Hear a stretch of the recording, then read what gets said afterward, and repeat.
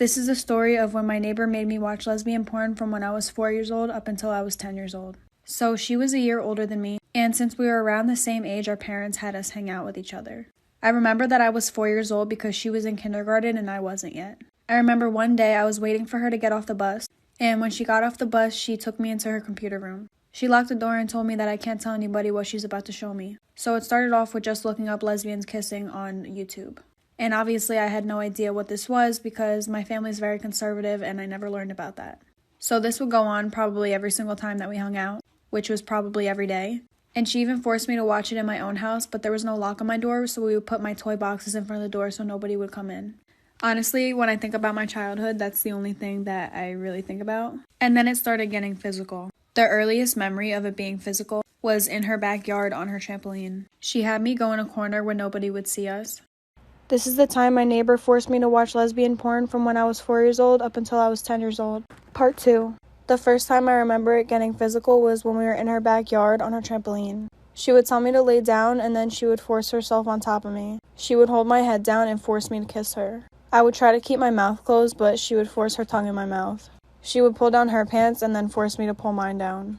Then one day she said she wanted to play house in her room, so we went in her room and she locked the door. I told her I wanted to be the mom and she could be the dad.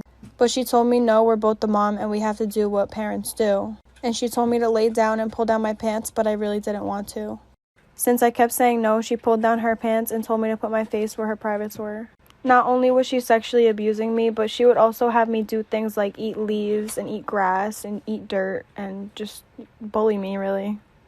This is the story of when my neighbor forced me to watch lesbian porn from when I was 4 years old to 10 years old. Part 3. So I have some people commenting on my last post saying, why didn't I just stop her? And you have to understand that when I was 4 years old, even until I was 10 years old, she was known on the entire street as the boss. She was the type of girl that if I went to her house, she would be like, it's my house, my rules. But then if I would bring her at my house, I'll be like, okay, so it's my house, my rules, right? And she would say, no, I'm the guest, so I get to choose what we're doing. So no matter what the situation was or the circumstance, she was always in charge. And there were a couple times where it wasn't just me that she would make watch the porn with. She would also have my 2 other girl neighbors come in there with us as well. She also forced me to kiss my next door neighbor, and she made me kiss the neighbor down the street and the one next door to her. And sometimes I wonder, like, why didn't I just say no, or why didn't I just try to go home? But it's hard when you're young.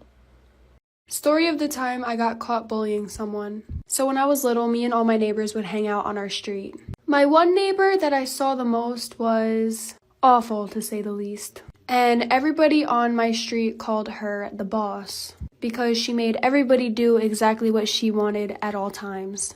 And she definitely bullied all of us into being her little minions that did everything she said. So another one of my neighbors, who was a boy, who was a decent amount of years older than me, came outside to play with us, which was kind of unusual just because he was so much older than us. And Miss Bossy Pants did not like that he was going to play with us. So she had instructed me, which sounds very weird because we were young, but that's the only word that I know how to use because that's what she always did, to tell him that nobody wanted to play with him and that he should go back home. And of course, his mom was standing right behind me. I vividly remember her screaming at me and I cried and went home. Then the girl neighbor was like, why would you say that? So my girlfriend was calling me a bunch of different names while we were doing it. Like I said, not actual human names, but like only names that you call somebody when you're in the act. Well, her calling me those names wasn't really getting me in the mood, because those are names that you could call anyone while doing it, and I wanted her to call me something more special. So I asked her to say my actual name. And the name that came out of her mouth wasn't my name, it was her ex-boyfriend's name, Connor. And what she proceeded to do after made me kick her out of my house. The first thing she did was she didn't even realize that she said his name and not mine. She kept going and kept repeating his name over and over and over again.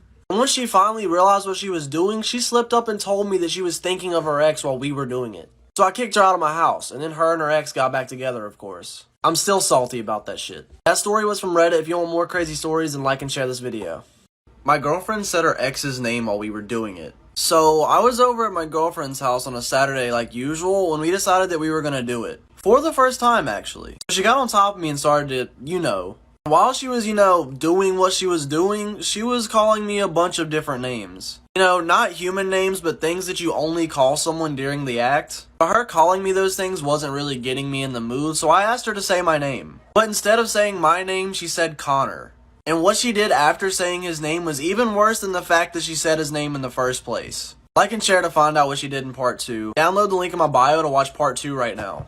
This is a story time about the time I dated the school shooter. This might be a long story, so please bear with me. Before you form any opinions on anyone in the story, please wait all the way until the end. Trust me, you're gonna want to listen to this story time. There was this boy who went to my school and he was really shy and he got bullied a lot. He got bullied a lot because he was a lot more feminine than other guys. And I'm just the type of person to give people the benefit of the doubt, so I went ahead and started talking to him more to see the type of person that he actually was. He didn't sit with anybody during lunch, so one day I went up to him and I sat down right next to him and I started talking to him. Immediately, I loved this boy, everything about him. He was extremely sweet and considerate and understanding, and I knew that if other people took the time to get to know him, they would like him too. So we exchanged numbers and we started to FaceTime a lot. As we started to FaceTime more, I started to notice things that were a little off about him. Every single conversation that we had, he would always have to bring up about how much he hated this one boy in his tech class, and how he would shoot up the school just to get rid of him, like for part 2.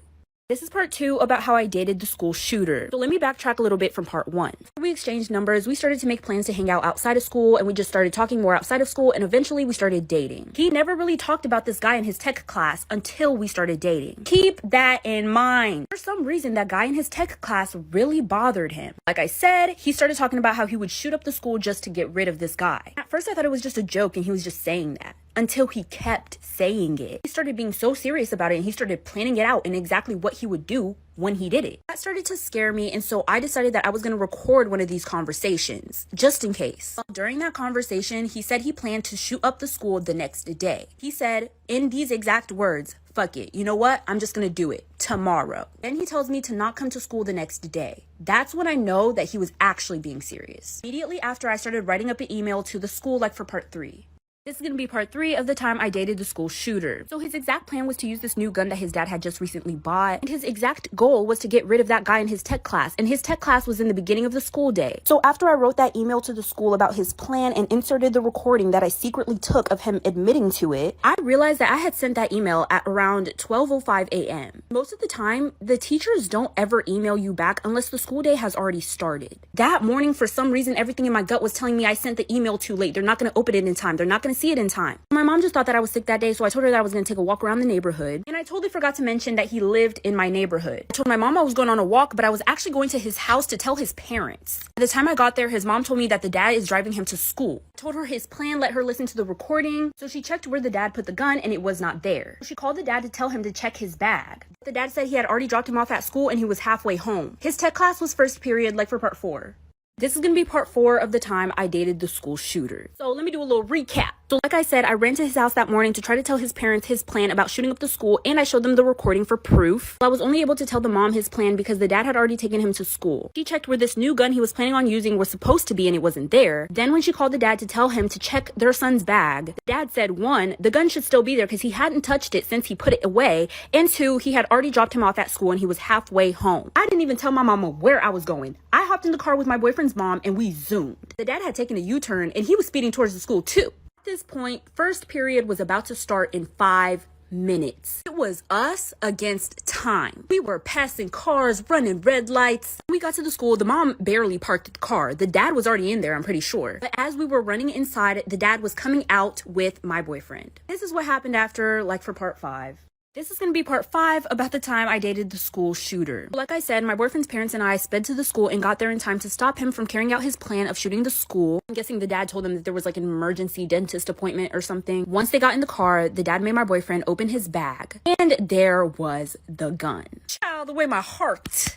You hear that? That's how fast my heart was beating at the time. It was so hard to believe that he actually brought that gun to school, like he was actually going to carry out that plan. But from what I've seen, he was just so sweet and just does not seem like that type of guy at all. Mind you, his family was a very respected family in our neighborhood. They were super sweet. Everybody loved them. They just knew that the son was antisocial. After all this happened, I did not tell anybody about this. Like, I'm a real bitch. I did not tell my best friends. I didn't tell my parents. I didn't tell nobody. Some time had passed and I hadn't talked to him. He wasn't coming to school and I was actually blocked on all socials. Even his parents blocked me. Went to his house multiple times, knocked on the door, nobody answered. Eventually someone told me that they moved, but I still had some unfinished business, like for part 6. So this is going to be me finishing the unfinished business. Like I said, him and his family moved. They didn't tell anybody anything. They just packed their stuff and they left. Everyone in the neighborhood was so confused. But I kept my mouth shut. Like I said, I'm a real bitch. I needed to find the answers as to why Why did he want to get rid of that tech guy so bad? Well.